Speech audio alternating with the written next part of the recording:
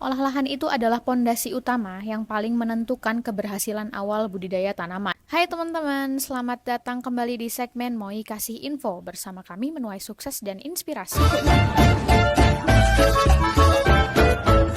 Oke, di episode kali ini ada info super penting buat semua petani di Indonesia. Ini benar-benar harus disimak nih, terutama yang baru mau memulai tanam lagi di lahan. Nah, hari ini kita akan kupas tuntas tentang olah lahan. Olah lahan itu adalah pondasi utama yang paling menentukan keberhasilan awal budidaya tanaman. Proses olah lahan yang tepat akan menciptakan media tanam yang ideal, memastikan pertumbuhan akar optimal, dan menyediakan nutrisi yang cukup bagi tanaman kita. Jadi jangan pernah sepelekan langkah penting ini ya. Simak terus sampai habis karena kami akan bagikan langkah-langkah detailnya. Langkah pertama yang harus kita lakukan adalah membongkar lahan atau membalik tanah. Bisa juga dengan membajaknya. Setelah dibalikkan tanahnya, jangan langsung ditanami. Penting untuk menjemurnya selama 7-10 hari. Kenapa harus dijemur? Jadi ada dua alasan utama nih. Yang pertama, penjemuran ini membantu mengeluarkan gas-gas beracun yang terkumpul di dalam tanah, seperti gas amonia dan metana. Gas-gas ini bisa menghambat bahkan meracuni pertumbuhan tanaman kalau kadarnya terlalu tinggi. Yang kedua, proses ini juga efektif membunuh patogen atau bibit penyakit yang mungkin masih tersisa dari tanaman sebelumnya, serta membantu mengendalikan gulma. Jadi lahan kita jadi bersih, sehat, dan siap untuk kehidupan yang baru. Kemudian langkah yang kedua adalah pemberian dolomit. Setelah lahan ini dijemur 7-10 hari tadi, saatnya kita memberikan dolomit. Ingat ya, dolomit ini diberikan setelah dijemur dan sebelum pembentukan bedengan. Kenapa? Supaya penyebarannya lebih merata di seluruh permukaan tanah saat dicampur. Apa sih fungsi dolomit ini? Dolomit ini punya peran krusial atau peran penting untuk menetralkan pH tanah. Idealnya di angka 6,5-7 untuk sebagian besar tanaman hortikultura seperti cabai. pH tanah yang netral sangat penting agar nutrisi bisa diserap optimal oleh tanaman. Jika pH tanah terlalu asam atau terlalu basah, penyerapan unsur hara bisa terhambat. Dolomit juga mengandung kalsium dan magnesium yang merupakan unsur hara penting bagi tanaman. Nah, perlu diingat juga nih, dolomit yang berbentuk butiran itu tidak mudah larut hanya dengan air hujan loh. Jadi pastikan kamu mencampurnya dengan rata ke dalam tanah agar fungsinya maksimal dan bisa bereaksi dengan cepat.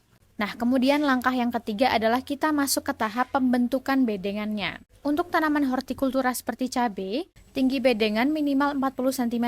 Bahkan makin tinggi bedengan, makin bagus. Kenapa tinggi bedengan itu penting? Karena akar tanaman hortikultura, khususnya cabai, bisa tumbuh dan menyentuh kedalaman sekitar 30 cm bahkan lebih loh. Dengan bedengan yang cukup tinggi, akar tanaman jadi lebih leluasa mencari nutrisi di dalam tanah dan mendapatkan aerasi yang baik. Selain itu, bedengan yang tinggi juga berfungsi sebagai drainase alami yang sangat baik. Jadi kalau ada hujan deras, air tidak akan menggenang di sekitar perakaran tanaman, melainkan akan mengalir ke bawah atau ke parit antar bedengan, mencegah akar busuk dan penyakit yang disebabkan kelembapan berlebih.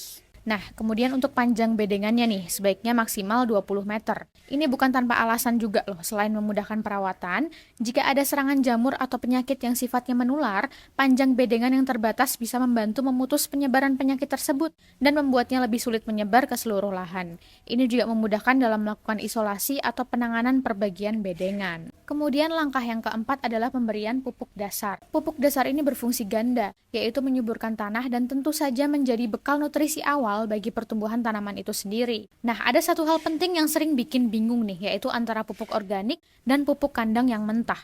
Jadi pupuk organik adalah pupuk yang sudah melalui proses dekomposisi sempurna atau fermentasi, sehingga nutrisinya itu langsung tersedia dan aman untuk tanaman. Contohnya kompos atau pupuk kandang yang sudah matang. Sementara itu pupuk kandang mentah adalah bahan dasar dari pupuk organik itu sendiri yang masih perlu proses lebih lanjut agar bisa digunakan tanaman tanpa membahayakan. Jika pupuk kandang mentah langsung diaplikasikan, pupuk kandang itu bisa memicu panas, menimbulkan hama penyakit atau bahkan meracuni tanaman karena proses dekomposisi yang belum selesai. Jadi pastikan gunakan pupuk dasar yang sudah matang dan siap pakai loh ya. Oke teman-teman, jadi itu beberapa langkah penting dalam olah lahan yang optimal. Mengaplikasikan proses ini dengan benar diharapkan akan menjadi pondasi kuat bagi keberhasilan budidaya tanaman, khususnya untuk tanaman cabai atau hortikultura. Persiapan lahan yang baik adalah kunci panen melimpah dan berkualitas tinggi. Tapi sebenarnya pembahasan tentang olah lahan ini belum selesai sampai di sini aja. Masih ada poin-poin penting lainnya yang akan kita jelaskan di video selanjutnya, seperti proses pemasangan mulsa dan pembuatan lubang tanam. Jadi jangan sampai ketinggalan ya. Kalau kamu ngerasa video ini bermanfaat, jangan lupa untuk like videonya, komen di bawah, dan juga share ke teman-teman petani lainnya. Dan yang paling penting, subscribe channel Mitra Tani Online Indonesia, serta nyalakan lonceng notifikasinya, biar kamu selalu jadi yang pertama tahu setiap kami upload video baru. Terima kasih banyak sudah menonton, sampai jumpa di video selanjutnya.